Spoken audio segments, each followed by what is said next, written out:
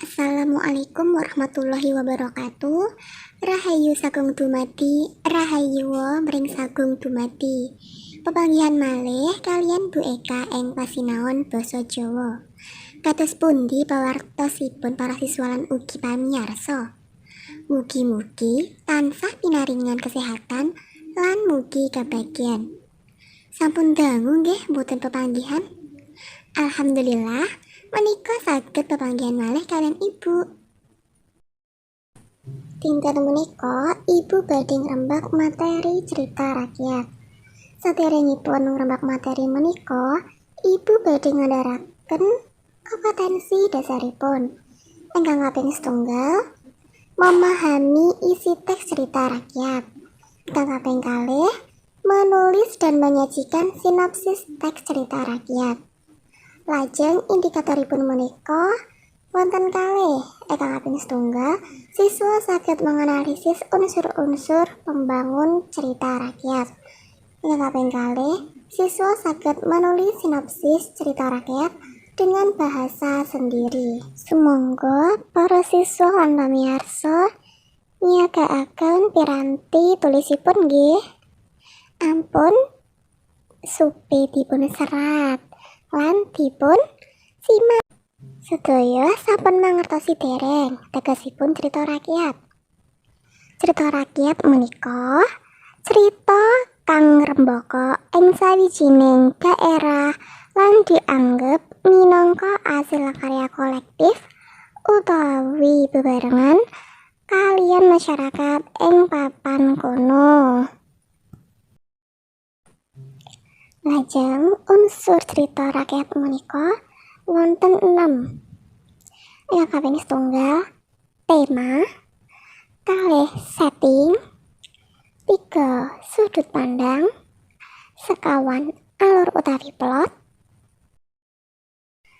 gangsal penokohan, lan 6 konflik. Sumangga kita rembak setunggal nggih.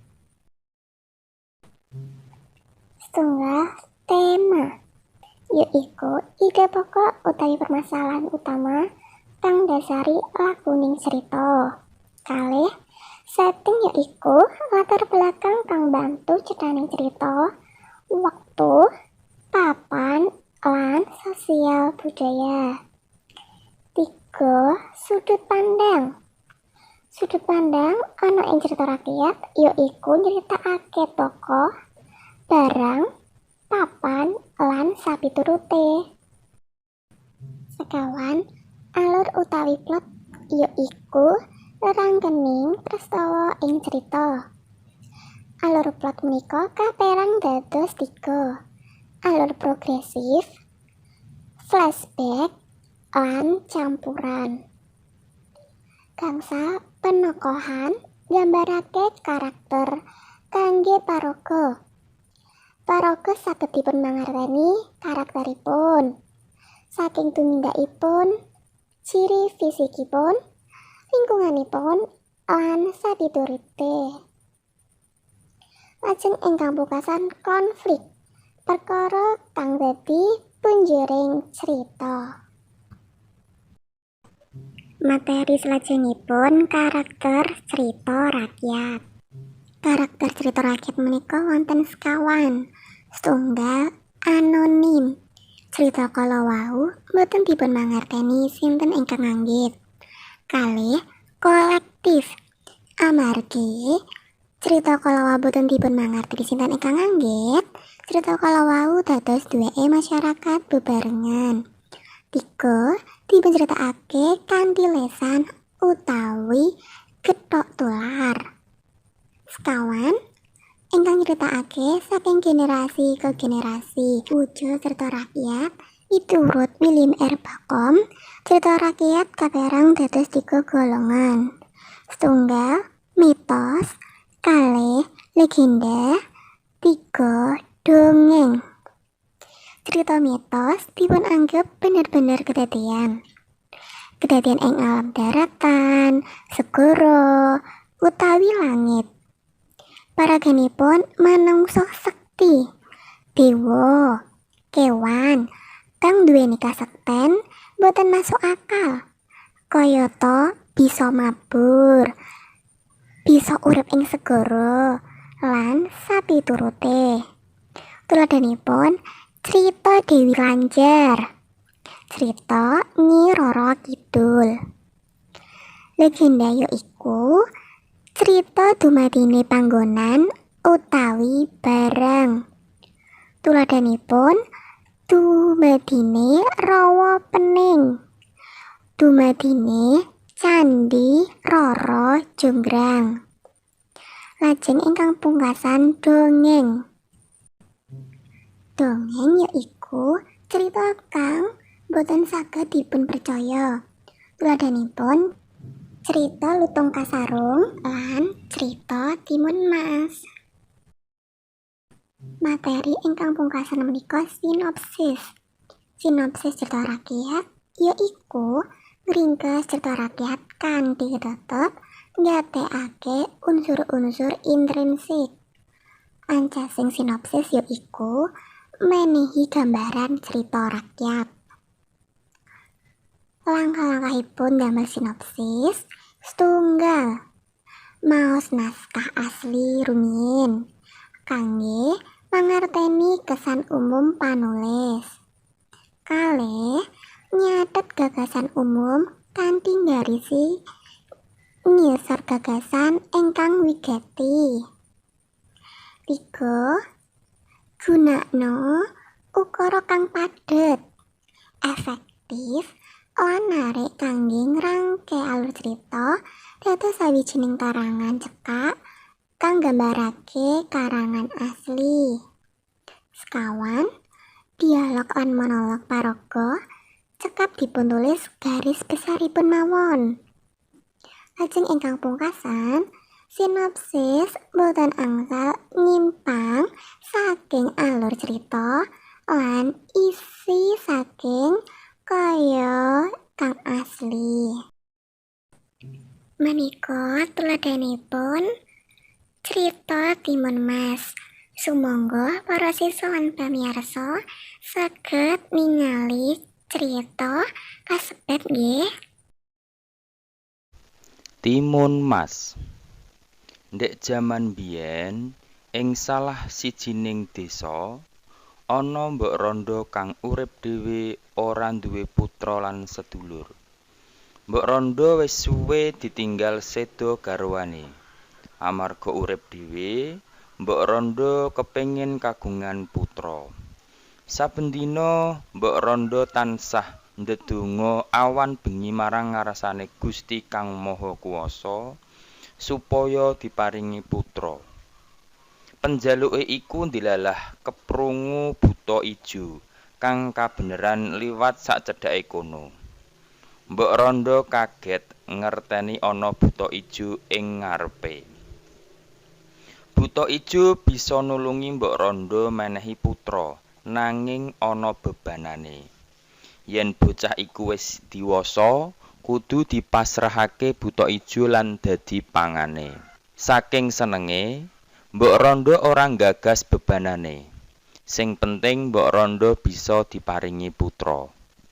Sabanjure buta ijo menehi winih timun sing kudu ditandur mbok randha. Sawise buta ijo lunga, mbok randha nandur wiji timun iku ana kebone. Wiji kuwi dirumat lan diopeni kanthi gemati. Disiram, diresiki sukete lan dirabuk supaya cepet tukul. Ora suwe wit timun iku wis woh. Ing antarane akehe woh timun iku ana salah sijine timun kang aneh-anehi. Rupane kuning emas lan gedene sak guling. Timun iku banjur pecah lan ing jero timun mau ana bayi sehat kang ayu rupane. Mbok randha bungah atine amarga penjaluke kepengin kagungan putra wis bisa kaleksanan. Bayi iku mau wadon, pakulitane resik alus kaya kulit timun. Amarga lair saka timun sing kuning kaya emas, bayi wadon kuwi mau dijenengake Timun Mas. Sawise Timun Mas ngancik diwasa, mbok randha kelingan janjine marang buta ijo. mbok randha susah atine. Rina wengi mbok randha ndonga supaya entuk pitulungan saka Gusti Kang Maha Kuwasa. Salah sawijining wengi mbok randha ngimpi ketemu pertapa utawa resi ing Gunung Gandul. Pertapa kuwi kang bisa nulungi supaya timun mas ora dipangan buta ijo. Esuke mbok randha ndhawuhi timun mas supaya menyang Gunung Gandul. Sawise ketemu karo pertapa utawa resi kaya ing impene mbok randha, timun mas disangoni buntelan kang cacahe ana 4. Resi kuwi mau maringi pitutur piye carane supaya timun mas bisa oncat saka bebaya ngadepi buta ijo. Sawise ngucapake matur nuwun, timun mas pamitan mulih. Meh tekan omah, timun mas weruh buta ijo kang wis arep ngamuk marang mbok randha. Mbok randha banjur bengok marang timun mas supaya age-age lunga lan mlayu sak kepeng-kepenge ngadoh saka buta ijo. Buta ijo nesu lan bengok-bengok ngoyak playune timun mas.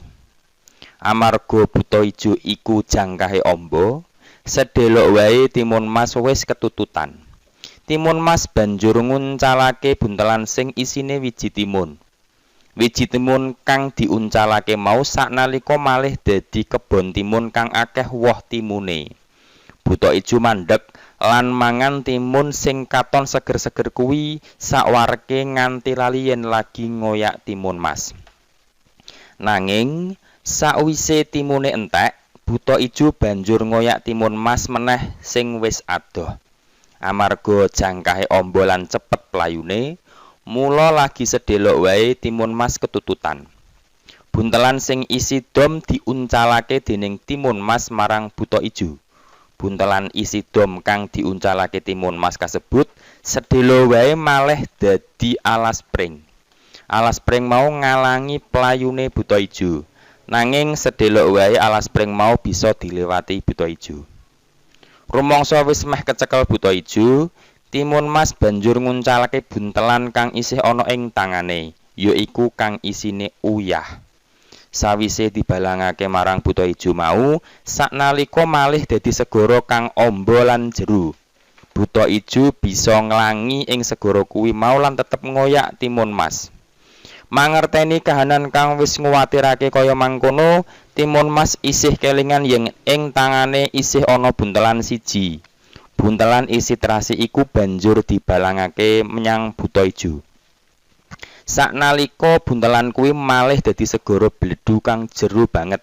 Buta ijo kecempluk ing segara bledhu kuwi lan kangelan mentas. Pungkasane, buta ijo kang ngoyak timun mas iku mati kelelep ing jero segara bledhu mau. Timun mas banjur ngaturake syukur marang Gusti Kang Maha Kuwasa. Timun mas slamet lan bisa urip tentrem karo mbok randha. Carita iku menehi pitutur marang kita kabeh supaya dadi wong iku aja gampang ngucapake janji yen sakbenere ora bisa nglakoni. Sakliyane iku, kita njaluk lan ndedonga iku kudu mung mligi marang Gusti Kang Maha Kuwasa. Sabanjure, dadi wong iku aja gampang pedhot ing pangarep-arep utawa putus asa. Ndedonga iku kudu dibarengi kanthi pambudidaya utawa usaha. Lan sing pungkasan, dadi wong iku aja serakah. Mangkono cerita timun mas. Muga-muga pitutur saka cerita iku migunani tumrap kita kabeh. Matur nuwun. Menika tladanipun dongeng saking Jawa Tengah. Sasampunipun para siswa lan pamirsa ningali video cerita rakyatipun Mas Kalwau, sumangga gladen damel sinopsis nggih. Menawi wonten ingkang badhe nyuwun saged nyerat ing kolom komentar nggih. Menika materi babagan cerita rakyat ingkang saged Ibu andharaken. Cekap semanten pepanggihan ing dinten menika. Kupat kecemplung santen menawi lepat nyuwun pangapunten. Para siswa lan pamirsa kedah sinau nggih.